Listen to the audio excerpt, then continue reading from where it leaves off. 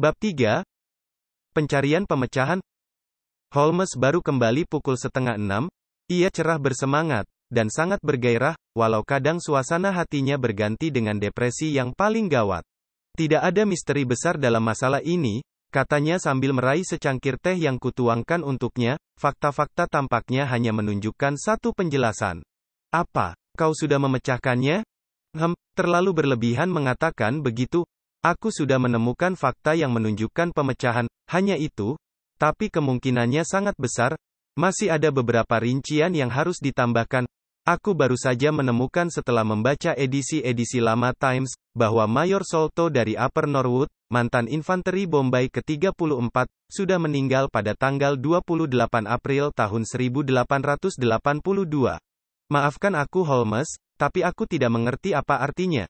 Tidak. Kau membuatku terkejut. Kalau begitu, begini saja. Kapten Morstan menghilang. Satu-satunya orang di London yang mungkin dikunjunginya adalah Mayor Sholto. Mayor Sholto mengingkari mengetahui keberadaan Morstan di London.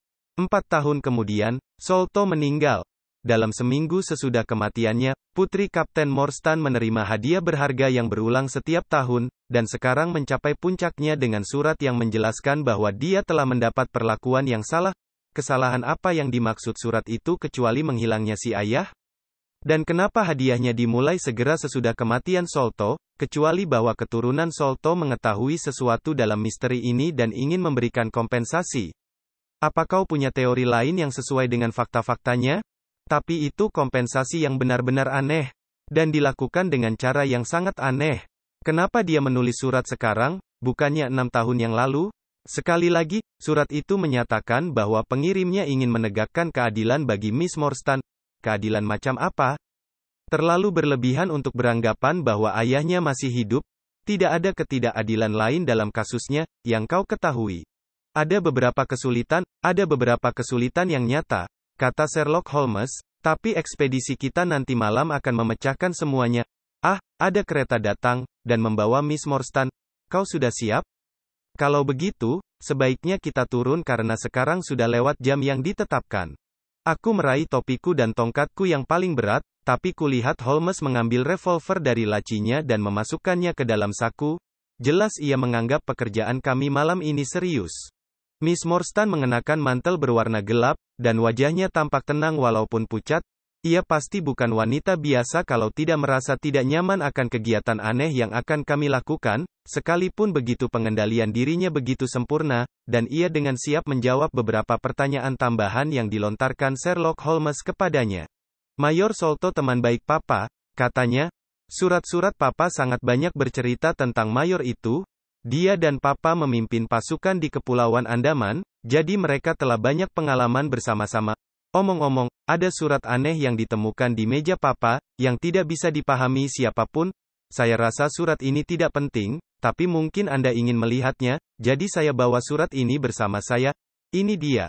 Holmes membuka lipatan kertas tersebut dengan hati-hati dan menghaluskannya di lututnya, lalu dengan sangat metodis ia mempelajari surat tersebut dengan lensa gandanya. Ini kertas buatan India, katanya, pernah ditancapkan di papan selama beberapa lama.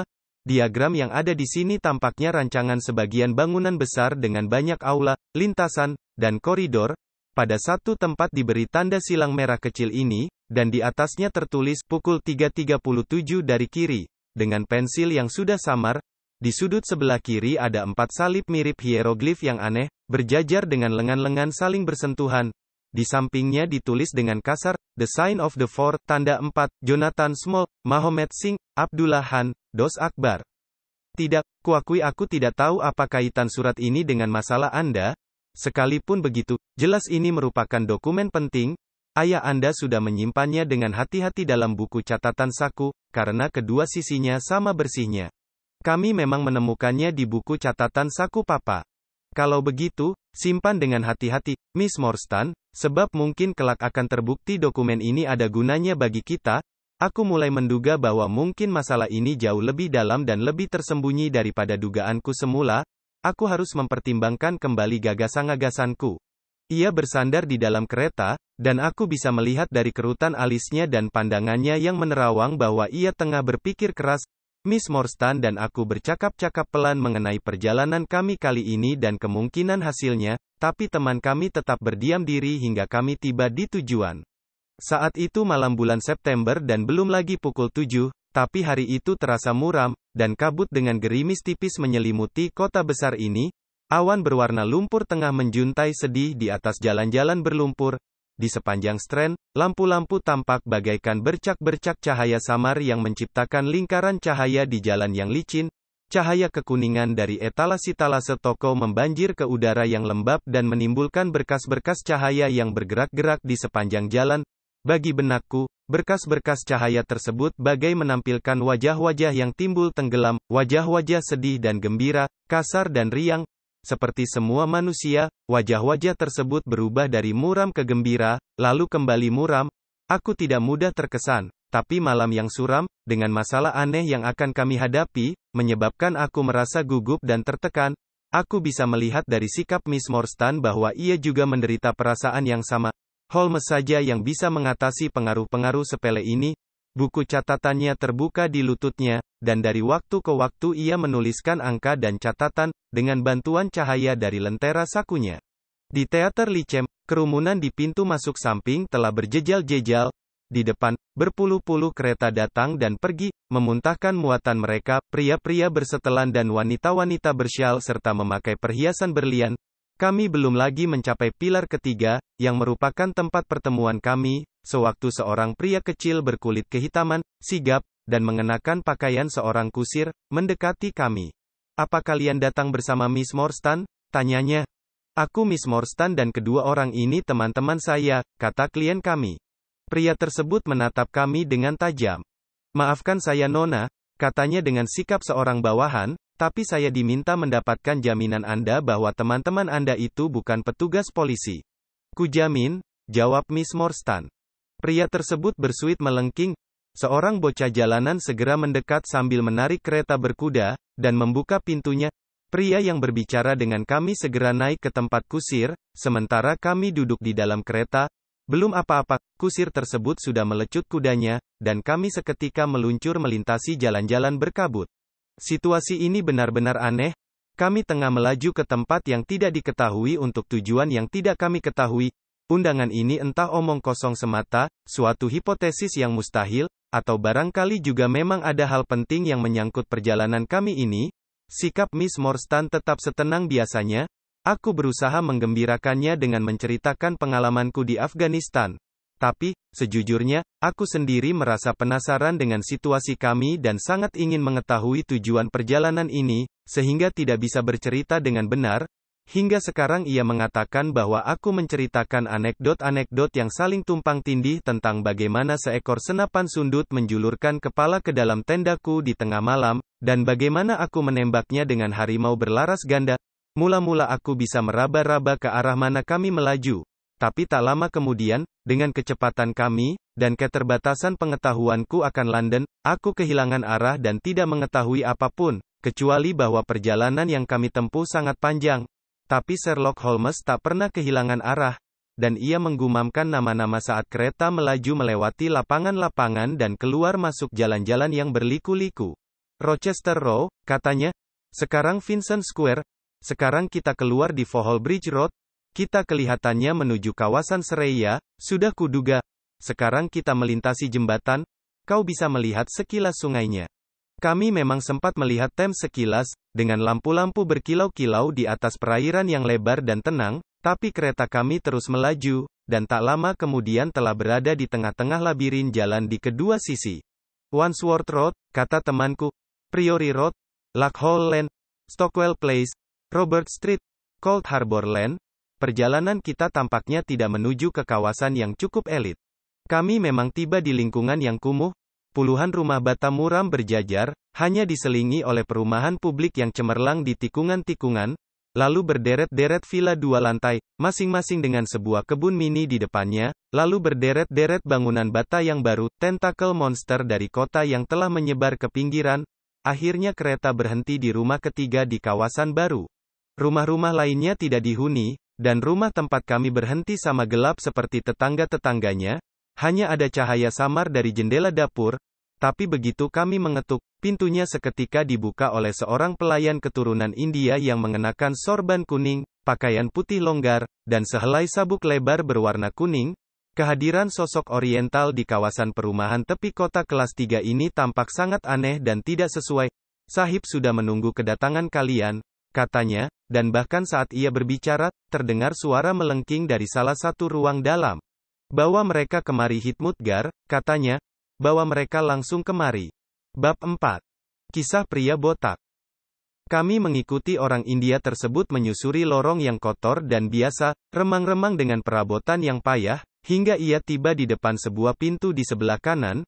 Ia membuka pintu itu, dan di tengah-tengah ruangan berdiri seorang pria kecil dengan kepala sangat tinggi, dengan beberapa helai rambut kemerahan di tepi-tepinya, dan kulit kepala mulus mengilat yang mencuat bagai puncak pegunungan dari sela-sela pepohonan cemara. Ia mengusap-usap tangannya sambil berdiri, dan ekspresinya terus-menerus berubah, kadang tersenyum, kadang merengut, tapi tak pernah sesaat pun diam. Bibirnya tebal, dan giginya yang kekuningan tidak teratur berusaha ditutupinya dengan terus-menerus mengusap bagian bawah wajahnya. Sekalipun kebotakannya sangat mencolok, ia mengesankan seorang pria yang masih muda. Sebenarnya usianya memang baru 30 tahun. Hamba Anda Miss Morstan, katanya berulang-ulang dengan suara tinggi melengking. Hamba kalian tuan-tuan. Silakan masuk ke tempat perlindungan kecilku. Tempat yang kecil nona, tapi dilengkapi sesuai seleraku. Sebuah oase seni di padang pasir London Selatan yang gersang. Kami semua terpesona melihat penampilan apartemen yang kami masuki itu. Di rumah yang menyedihkan ini, apartemen tersebut tampak bagai sebutir berlian kelas 1 di latar belakang kuningan. Tirai-tirai dan gorden termewah dan paling mengilat menghiasi dinding-dindingnya, digulung di sana-sini untuk menampilkan lukisan mewah atau vas oriental. Karpetnya berwarna merah tua dan hitam, begitu lembut dan tebal, sehingga kaki seperti terbenam nyaman di sana bagaikan sebidang lumut. Dua buah kulit harimau besar dibentangkan untuk menambah kesan kemewahan timur, sebagaimana sebuah hukah pipa India, besar yang berdiri di atas sehelai matras di sudut.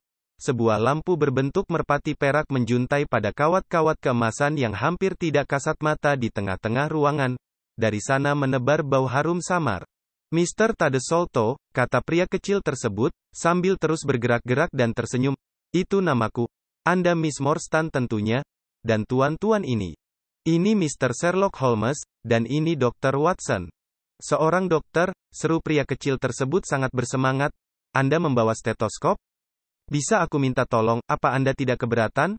Aku mendapat kesulitan dengan mitral valveku. Aortanya mungkin masih bagus, tapi aku membutuhkan pendapat Anda mengenai mitralnya. Kudengarkan detak jantungnya, sesuai permintaannya, tapi tak mampu menemukan apapun yang tidak beres, kecuali kalau ia tengah tercekam ketakutan karena ia menggigil dari ujung kaki hingga ke ujung rambut. Tampaknya normal, kataku. Anda tidak perlu gelisah. Harap maafkan kegelisahanku, Miss Morstan, katanya dengan ringan. Aku sangat menderita, dan sudah lama aku mencurigai katup itu. Aku sangat senang mendengar bahwa kecurigaanku ternyata tidak perlu. Seandainya ayah Anda menahan diri untuk tidak terlalu membebani jantungnya, dia pasti masih hidup sekarang. Aku hampir saja menghantam pria tersebut telak di wajahnya, karena begitu panas mendengar komentar sedingin itu terhadap masalah sepeka ini. Miss Morstan duduk dan wajahnya pucat pasi hingga ke bibir. Aku tahu dalam hati bahwa dia sudah meninggal, katanya.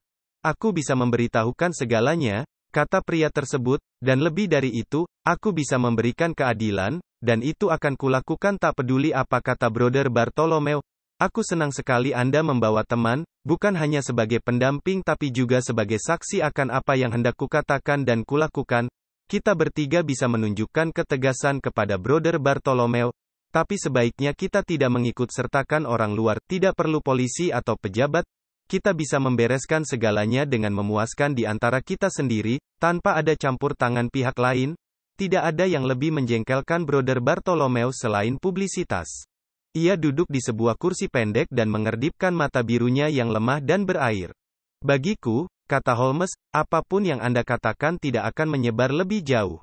Aku mengangguk untuk menyatakan persetujuanku. Itu bagus, kata pria tersebut. Boleh kutawarkan segelas Chianti Miss Morstan?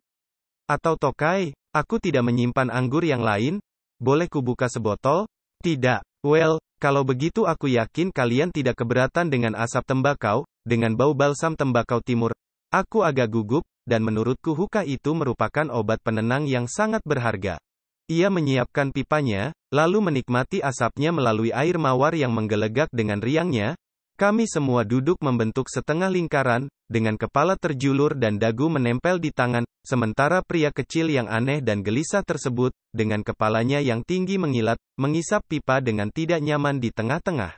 Sewaktu pertama kali membulatkan tekad untuk berkomunikasi dengan Anda, katanya, aku bisa saja memberikan alamatku tapi aku takut Anda tidak akan mengacuhkan permintaanku dan akan membawa orang-orang yang tidak menyenangkan bersama Anda. Oleh karena itu, aku mengatur sebegitu rupa supaya anak buahku William bisa melihat Anda lebih dulu. Aku percaya sepenuhnya bahwa dia bisa menjaga rahasia, dan dia sudah mendapat perintah bahwa kalau dia tidak merasa puas, dia tak perlu melanjutkan tindakannya. Harap maafkan tindakan berjaga-jaga itu, tapi aku orang yang agak tertutup, dan kalau boleh kukatakan menurutku polisi sangatlah tidak menyenangkan. Aku memiliki kecenderungan alamiah untuk menjauhi segala bentuk kekasaran. Aku jarang sekali berhubungan dengan orang-orang yang kasar. Aku hidup, sebagaimana kalian lihat, dengan sedikit keanggunan di sekitarku. Aku menyebut diriku pelindung seni. Itu kelemahanku. Pemandangan di sini benar-benar sebuah corot, dan sekalipun seorang pakar seni mungkin meragukan Salvatore Rosa itu, paling tidak mereka tidak akan meragukan Bouguereau. Aku agak terpengaruh sekolah modern Prancis. Maafkan aku, Mr. Solto, kata Miss Morstan, tapi aku datang kemari sesuai permintaan Anda untuk mengetahui sesuatu yang ingin Anda katakan padaku, tapi sekarang sudah sangat larut, dan kurasa sebaiknya wawancara ini singkat saja. Sebaiknya justru harus agak lama, jawab Tades, karena kita jelas harus pergi ke Norwood untuk menemui Brother Bartolomeo. Kita semua harus pergi dan berusaha membujuk Brother Bartolomeo. Dia sangat marah padaku karena melakukan apa yang menurutku benar. Semalam aku bertengkar cukup hebat dengannya. Kalian tak bisa membayangkan betapa buruknya dia kalau sedang marah. Kalau kita harus ke Norwood, mungkin sebaiknya Anda ceritakan sekarang juga alasannya, kataku. Tades tertawa terbahak-bahak hingga telinganya memerah. Sulit, serunya. Aku tidak tahu apa yang akan dikatakannya kalau aku mengajak kalian dengan cara tiba-tiba seperti itu. Tidak, aku harus mempersiapkan kalian dengan menunjukkan bagaimana posisi kita masing-masing. Pertama-tama, aku harus memberitahu kalian bahwa ada beberapa hal dalam ceritaku yang tidak ku ketahui sendiri. Aku hanya bisa menyampaikan fakta-faktanya sebagaimana yang ku ketahui. Ayahku, seperti mungkin sudah kalian duga, adalah Mayor John Solto, mantan Angkatan Darat India. Dia pensiun sekitar 11 tahun yang lalu, dan tinggal di Pondicherry Lodge di Upper Norwood. Dia cukup berhasil di India, dan pulang membawa sejumlah besar uang, sejumlah besar koleksi benda-benda berharga, dan sekelompok pelayan pribumi. Dengan semua kelebihan ini, dia membeli sebuah rumah, dan tinggal dalam kemewahan besar. Saudara kembarku, Bartolomeo, dan aku adalah satu-satunya anaknya. Aku masih ingat dengan baik keributan yang disebabkan oleh menghilangnya Kapten Morstan. Kami membaca rinciannya di koran, karena tahu bahwa dia teman ayah. Kami mendiskusikannya dengan bebas di hadapannya. Dia biasanya turut terlibat dalam spekulasi kami tentang apa yang sebenarnya terjadi. Tak pernah kami menduga bahwa dia menyimpan seluruh rahasia mengenai kejadian itu, bahwa hanya dia seorang yang mengetahui nasib Arthur Morstan.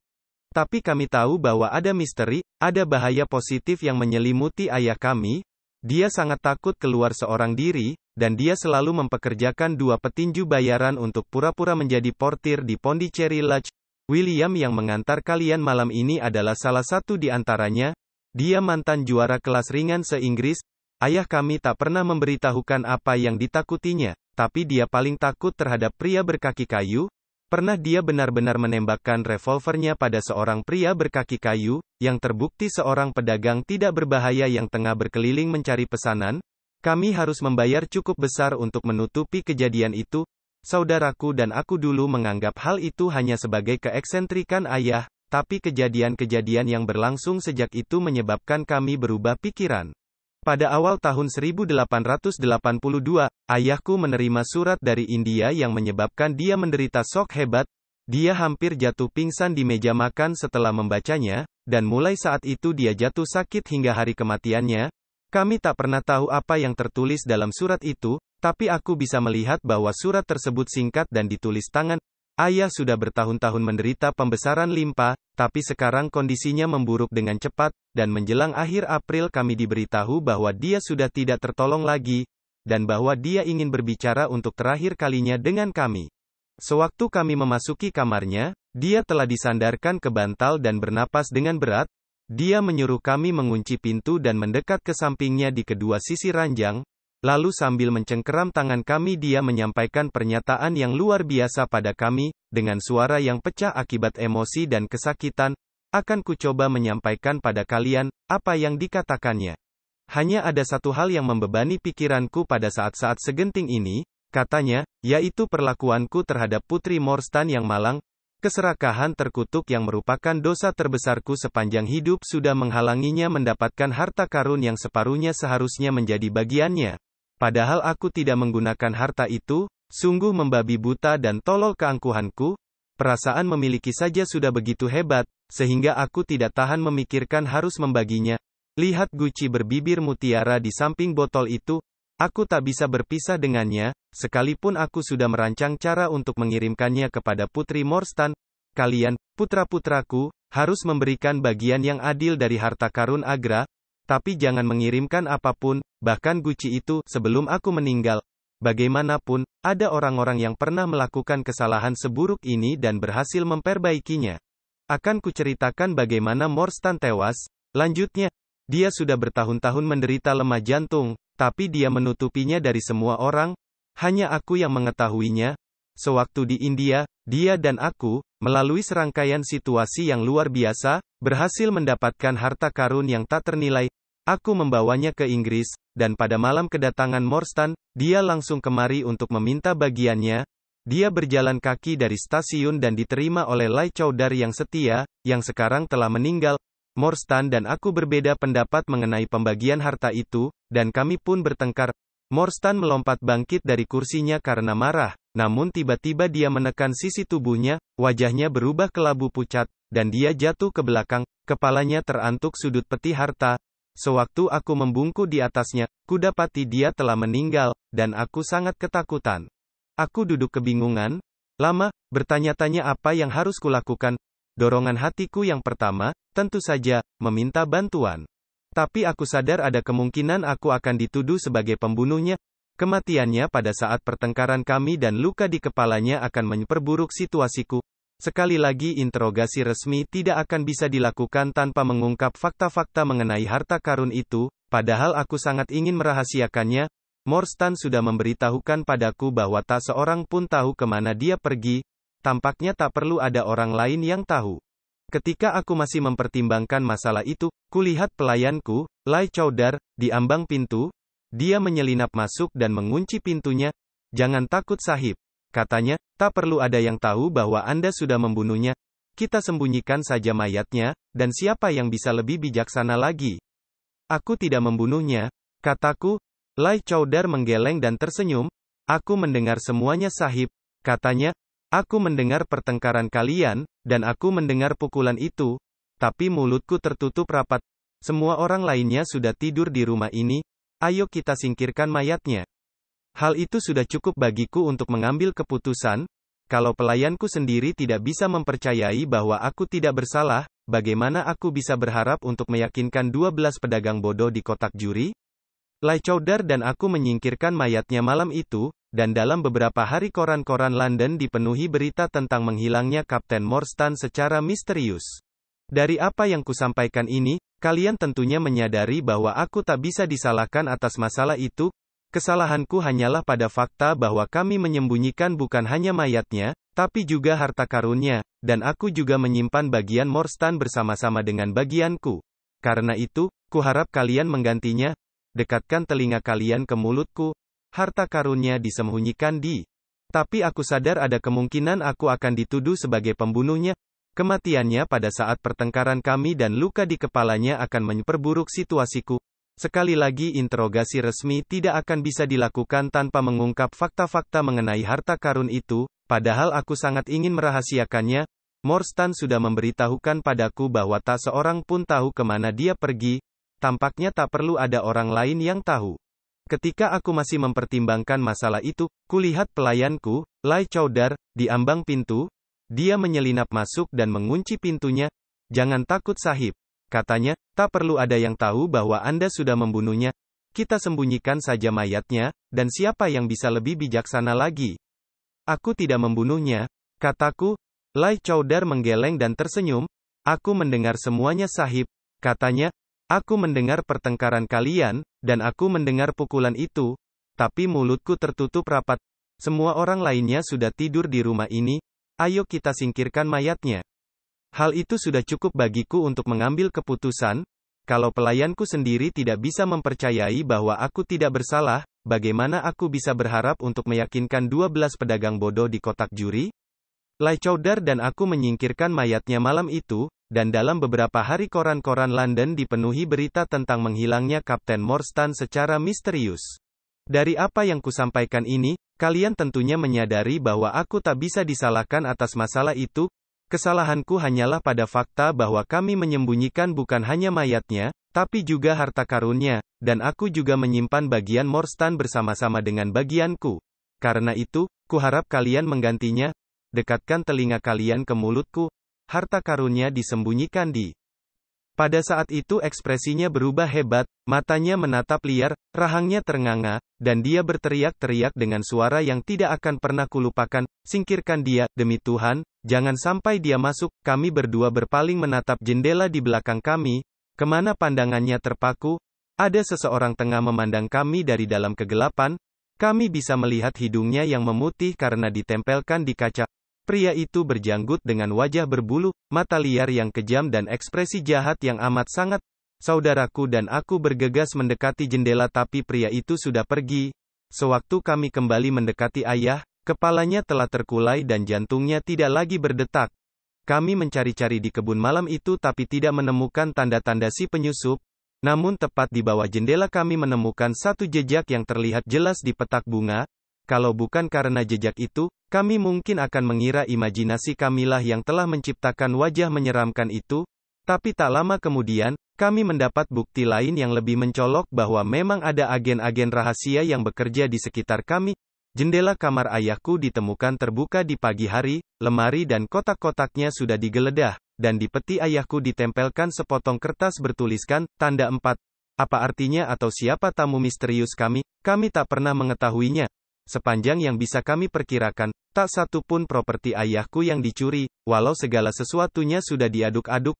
Wajar saja kalau saudaraku dan aku mengaitkan kejadian aneh ini dengan ketakutan yang menghantui ayahku seumur hidupnya, tapi hal itu masih merupakan misteri sepenuhnya bagi kami. Pria kecil tersebut berhenti untuk menyulut kembali hukahnya dan memusatkan perhatiannya ke sana selama beberapa saat. Kami semua duduk diam meresapi ceritanya yang luar biasa. Pada saat disebutkan tentang kematian ayahnya, Miss Morstan berubah pucat pasi, dan sesaat aku khawatir ia akan jatuh pingsan. Tapi ia berhasil bertahan, setelah menenggak segelas air yang kutuangkan dari sebuah guci Venezia di meja samping. Sherlock Holmes menyandar di kursinya dengan ekspresi menerawang, kelopak matanya hampir menutupi matanya yang berkilau-kilau. Saat melirik ke arahnya, aku jadi berpikir betapa tadi ia mengeluh dengan pahit akan kedataran hidup ini. Akhirnya ada masalah yang akan menguras tenaganya habis-habisan. Mr. Tade Solto memandang kami bergantian dengan kebanggaan yang nyata atas pengaruh ceritanya, lalu melanjutkan sambil mengisap pipanya yang terlalu besar. Saudaraku dan aku, katanya, sebagaimana mungkin sudah kalian bayangkan, sangat bersemangat mengenai harta karun yang dibicarakan ayahku. Selama berminggu-minggu hingga berbulan-bulan kami menggali dan meneliti setiap bagian kebun, tanpa menemukan tanda-tanda keberadaan harta itu. Sungguh menjengkelkan kalau memikirkan bahwa tempat persembunyian harta itu sudah ada di bibirnya saat dia meninggal. Kami bisa memperkirakan besarnya kekayaan yang hilang berdasarkan guci yang dikeluarkannya. Saudaraku Bartolomeo dan aku sempat mendiskusikan guci ini. Mutiara-mutiaranya jelas bernilai sangat tinggi, dan saudaraku merasa keberatan berpisah dengannya karena, antara kita saja, saudaraku sendiri agak cenderung mengulangi kesalahan ayah. Dia juga menganggap kalau kami memberikan guci itu, akan timbul gosip yang akhirnya menimbulkan masalah bagi kami. Tapi aku bisa membujuknya agar mengizinkan aku mencari alamat Miss Morstan dan mengirimkan mutiara-mutiaranya secara terpisah selama selang waktu tertentu. sehingga paling tidak Miss Morstan tidak akan pernah kekurangan. Anda baik sekali, kata Miss Morstan, Anda sungguh baik. Pria kecil tersebut mengibaskan tangan. Kami ini wali Anda, katanya. Aku memandangnya begitu, sekalipun Brother Bartolomeu tidak bisa beranggapan begitu. Kami sendiri sudah memiliki banyak uang, aku tidak menginginkan lebih banyak lagi. Lagi pula, sungguh tak pantas memperlakukan seorang wanita muda dengan cara seperti itu. Le mauvais goût meneau crime, orang Prancis sangat pandai dalam mengungkapkan hal-hal seperti ini. Perbedaan pendapat kami mengenai hal ini berlanjut sebegitu rupa, hingga akhirnya aku merasa lebih baik mencari tempat sendiri. Jadi, ku tinggalkan Pondicherry Lodge, sambil membawa Hitmut Gartua dan William bersamaku. Tapi kemarin aku mengetahui ada kejadian yang sangat penting. Harta karunnya sudah ditemukan. Aku langsung menghubungi Miss Morstan, dan sekarang kita tinggal menuju Norwood untuk menuntut bagian kita. Semalam sudah kujelaskan pandanganku pada Brother Bartolomeu, jadi kedatangan kita sudah diharapkan, walau mungkin tidak diterima. Mr. Tades Solto berhenti bicara dan duduk bergoyang-goyang di kursinya yang mewah. Kami semua membisu, sibuk memikirkan perkembangan baru dari urusan misterius ini. Holmes yang pertama kali bangkit berdiri. Anda sudah melakukannya dengan baik Sir, dari awal hingga akhir, katanya. Ada kemungkinan kami bisa membalasnya dengan mengungkap beberapa hal yang mungkin masih belum Anda ketahui. Tapi seperti kata Miss Morstan, sekarang sudah larut dan sebaiknya kita segera menyelesaikan masalah ini tanpa menunda-nundanya lebih lama lagi. Kenalan baru kami tersebut dengan sangat lambat menggulung selang hukah, dan dari balik sehelai tirai mengeluarkan mantel luar yang sangat panjang dengan kerah dan manset astrakan. Ia mengancingkan mantel tersebut rapat-rapat, sekalipun malam itu tidak bisa dikatakan dingin, dan melengkapi pakaiannya dengan mengenakan topi kulit kelinci dengan lidah yang menutupi telinganya, sehingga hanya wajahnya yang terlihat. Kesehatanku agak rapuh, katanya sambil mengajak kami melewati lorong. Aku harus menjaganya dengan sangat hati-hati. Kereta masih menunggu di luar, dan jelas kegiatan kami telah direncanakan sebelumnya, karena sang kusir segera memacu kereta secepat mungkin. Tades Solto terus-menerus berceloteh dengan suara tinggi melengking yang mengalahkan keributan roda kereta. Bartolomeu orang yang cerdik, katanya. Menurut Anda, bagaimana dia bisa menemukan harta karun itu? Dia sudah menyimpulkan bahwa harta itu disembunyikan di dalam rumah, jadi dia menyelidiki setiap bagian rumah dan mengukur segala sesuatunya, hingga tak satu inci pun terlewatkan. Di antaranya, ia mendapati ketinggian bangunan adalah 22 meter, tapi saat menambahkan semua ketinggian ruangan dan memperkirakan sela di antaranya, yang dipastikan dengan mengebornya, jumlah yang didapatkan hanya 21 meter, ada semeter yang hilang. Dan itu hanya mungkin di bagian atas bangunan, oleh karena itu, dia melubangi langit-langit kamar paling atas, dan, jelas, di sana dia menemukan celah kecil yang sudah ditutup dan tidak diketahui keberadaannya oleh siapapun. Di tengah-tengahnya ada kotak harta yang diletakkan di antara dua balok penopang. Dia menurunkan kotak itu melalui lubang, dan hartanya ternyata memang ada di sana. Dia memperhitungkan nilai perhiasannya tidak kurang dari 1,5 juta pound sterling. Mendengar jumlah yang luar biasa besar tersebut, kami semua membelalak saling pandang. Miss Morstan, kalau kami bisa mendapatkan haknya, akan berubah dari seorang pengurus anak yang miskin menjadi orang terkaya di Inggris. Seorang teman yang setia sudah selayaknya merasa gembira mendengar kabar itu, namun aku malu mengakui bahwa perasaan egois menguasaiku dan perasaanku berubah sangat berat, bagai dibebani timah. Aku mengucapkan selamat dengan tergagap-gagap, lalu menunduk diam, menulikan diri dari celoteh kenalan baru kami. Jelas ia seorang hipokondriak, dan aku setengah menyadari bahwa ia tengah menyampaikan sederetan gejalanya, dan tengah menjelaskan berbagai komposisi dan obat-obat tak jelas yang beberapa di antaranya ia bawa dalam sebuah kotak kulit di sakunya. Aku yakin ia tidak ingat semua jawaban yang kuberikan padanya malam itu. Holmes menyatakan bahwa ia tanpa sengaja mendengarku memperingatkan Tades akan besarnya bahaya mengkonsumsi lebih dari 2 tetes minyak kastroli, dan merekomendasikan dosis besar strychnine sebagai obat penenang. Apapun yang terjadi, aku jelas merasa lega sewaktu kereta kami tersentak berhenti dan kusirnya melompat turun untuk membukakan pintu. Ini Miss Morstan adalah Pondicherry Lodge, kata Mr. Tades Solto sambil membantunya turun.